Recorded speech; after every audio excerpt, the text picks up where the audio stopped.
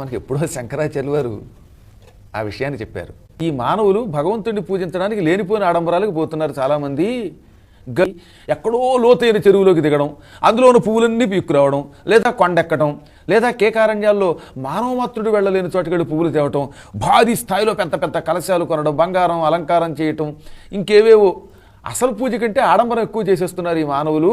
కానీ పిచ్చి వాళ్ళకి తెలియంది ఒకటి ఉన్నది.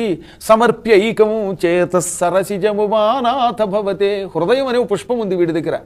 భక్తితో మనస్సుని సమర్పించటంలా అన్నీ ఇస్తున్నాడు. కానీ ఇది ఒక్కటిస్తే అంటే ఇవ్వవలసింది ఏమిటనమాట ఇక్కడ మనస్సు.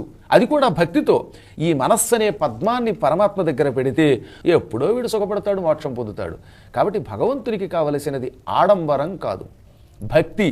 పత్రం పుష్పం ఫలం తోయం యో మే భక్త్యా ప్రయచ్చతి తదహం భక్త్యుపహృతం అస్నామి ప్రయతాత్మనః. నువ్వు భక్తితో ఇచ్చిన ఒక ఆకైనా, పండైనా, తేనైనా, ఇన్ని నీళ్లు చుక్కలైనా ఇవన్నీ ఆయన స్వీకరిస్తాడు ఆనందంతో. భక్తి లేకుండా నువ్వు ఏమి ఉపయోగం లేదు.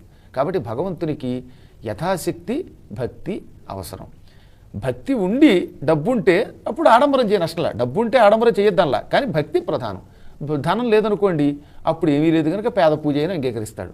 మళ్ళీ డబ్బుండి కూడా గురువుగారు వద్దన్నారు అనుకోకండి, లేనిపోను కూడా. డబ్బుంటే శుభ్రంగా మంచి అట్టహాసంగా చేయండి. భక్తి ప్రధానం అనే విషయం మర్చిపోకండి. మంచి దాన ధర్మాలు చేయండి. కాబట్టి అన్నిటికంటే మనకి ప్రధానంగా కావాల్సింది మనస్సు. ఇది లగ్నం చేసి భక్తితో పూజ చేయాలనే ముఖ్యమైనటువంటి దేవతా ఉద్దేశ్యాన్ని మాత్రం మర్చిపోకుండా